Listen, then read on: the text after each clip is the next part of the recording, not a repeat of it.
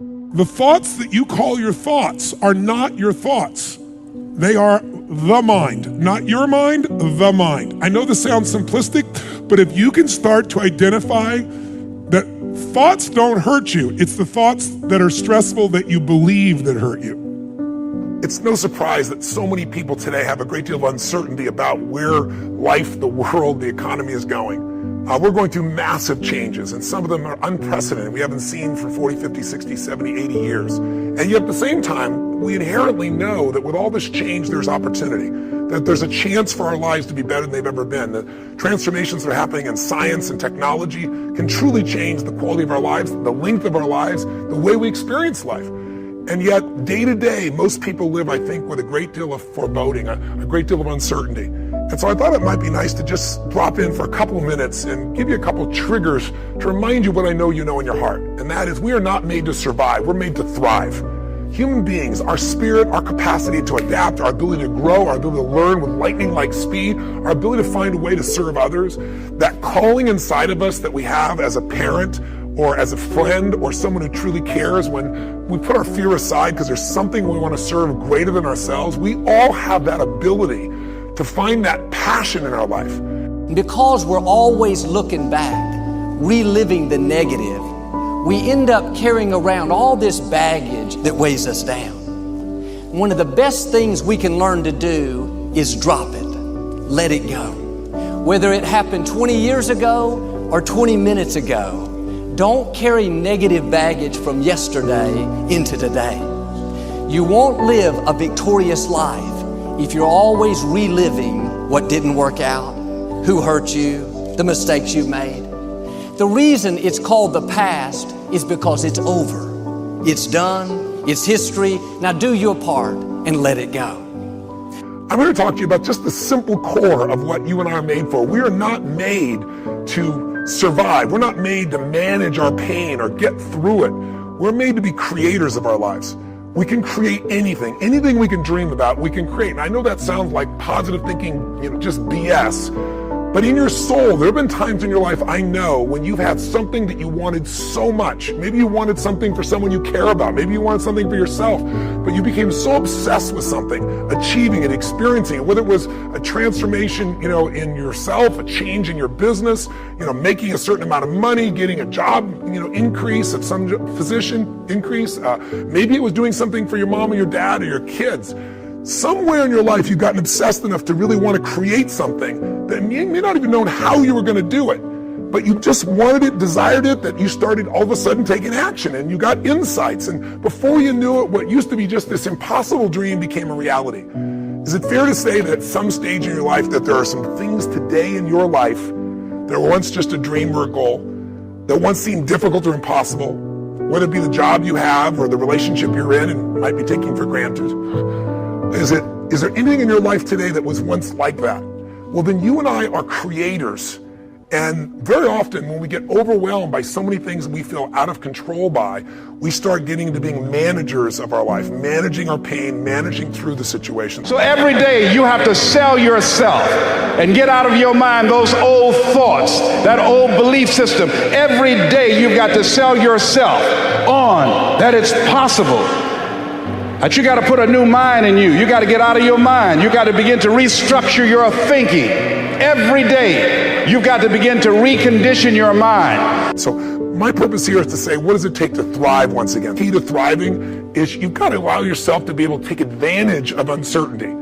Yes, the world is uncertain right now. Uncertainty is change. Change is life. We both know that. We all know that. But if you and I are going to become masters, we have to understand that we don't have to work on change. Change is automatic. Progress is not. If you and I are going to make progress, whatever stage of the year you're looking at this, progress comes when you tell yourself the truth and you're able to feel the uncertainty and take action anyway. Here's an important point. Nothing works the first time. When you try something new, it probably won't work. When you try something new several times, it probably won't work. And the turning point in my life came when I would hear good ideas and I was so eager to be successful in selling. I would run out and try the ideas and they wouldn't work. I'd try a way of getting an appointment or answering an objection or closing a sale. It wouldn't work.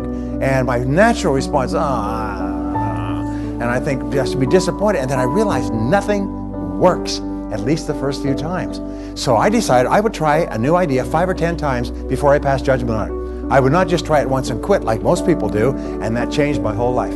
It was a turning point in my life because I realized from then on, if you've got a good idea and you've got a good goal and you want to double your income and improve the quality of your life and you have to try new things in order to get new results, it's not going to work the first time. So you say, well, that didn't work. Try something else and try something else and try something else. Now, if you try, only 2 things can happen. What are they? Succeed or fail. If you succeed, you do more of it. If you fail, you learn from it, get smarter, and try it again. So you cannot lose by taking action. You can only lose by not taking action. The thing that stops us all is fear. It's no surprise. Fear of failure, fear of rejection, fear of the unknown, fear of not looking good. And that fear we could translate into the simple thing of uncertainty. Now, when you look at someone who's incredibly successful, you look at someone who's truly a leader in their life or in their field, the one thing they have in common is they exude this sense of certainty. And where's that come from? Is it inborn? Are they lucky? Are things just going their way? No, great leaders know how to step in the uncertainty and bring the certainty to the situation. Most people in life, we really feel like the level of stress in our life comes to how much of life do you feel like you control, or how much does life control you?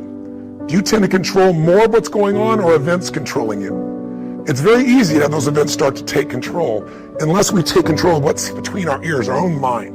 You see, what you and I focus on massively affects how we feel, whether we're thriving or surviving. If you focus on what you can't control, if you focus on the past, if you focus on what's missing from your life constantly, that pattern of focus will make you frustrated, overwhelmed, depressed. It won't even matter if you're, taking antidepressants. If you keep focusing on what you can't control, what's missing from your life, you're going to feel depressed still. You can take as many antidepressants as you want. Focus equals power. We've got to change ourselves. We've got to build a new image, a picture in our mind. We've got to see ourselves the way we want to be, and then we have to live with it. You go to the gym workout, that's what you do. You build a picture of how you want to see this arm, and you build that picture, and then you build the body. Well, you build the life in your mind. Take your pen and write out how you want to live. And always start by writing, I'm so happy and grateful now that. And the second you write it, you've got it intellectually. The moment you impress it upon your emotional mind, you've got it emotionally. And it's only a period of time till it manifests on the physical plane. Spirit works from a higher to a lower potential. If you want to thrive, you got to focus on what you can control. You got to focus on the difference you can make. You got to focus on what's already in your life that you're grateful for. And I have a little process here at the end that's my gift to you, which is just a simple ritual that can bring you back to this place. So one thing that leaders do is they focus on the things they want, they focus on what they can control, they focus on what they have. They have a combination of gratitude, strength, and commitment. They really unleash the second element. They have a vision. They have something that they're after, something they want to create, something they want to contribute, something they want to give, something they want to make happen. And that's when you become a creator again instead of a manager of life. And it's easy to lose that sense of vision in your life through disappointments. Hey, we've all had them. You get all excited about something and then, life seems to crush it. Somebody betrays you. You betray yourself. You don't follow through, and then you don't trust yourself at the same level. What makes somebody a leader is they build this certainty, and not only with focus, not only do they get a vision for what they want, but they bring that certainty in their body. Because the infinite player understands sometimes you're ahead and sometimes you're behind. Sometimes your product is better and sometimes it's worse. The goal isn't to be the best every day. The goal isn't to outdo your competition every day. That's a finite construction. Finite players play to beat the people around them. Infinite players play to be better than themselves. To wake up every single day and say, how can we make our company a better version of itself today than it was yesterday? How can we create a product this week that's better than the product we created last week? We also have to play the infinite game. It's not about being ranked number one. It's not about having more followers on Twitter than your friends. It's not about outdoing anyone. It's about how to outdo yourself. It's about how to make sure that the work that you're producing is better than the work you produced before. You are your competition. And that is what ensures you stay in the game the longest. And that is what ensures you find joy. Because the joy comes not from comparison, but from advancement. Listen, if you've ever been to one of my live events, you know that one of the greatest things about, let's say, Unleash the Power Within is you go through a weekend where you literally train your nervous system to have certainty. I mean, how the heck do we get people to storm through fire? It's not about firewalking. It's about getting yourself to be able to take action in the areas of your life that normally you would more than hold back, where your brain would take over and say, I can't do this, are you crazy? Somebody else did it, but not me. What we do is get people in a state where you're going to follow through, where you're going to face your fear and do it anyway. And the way we do that, besides changing people's focus, showing how to direct and control that focus, is also by learning how to use your body as the tool to change your state.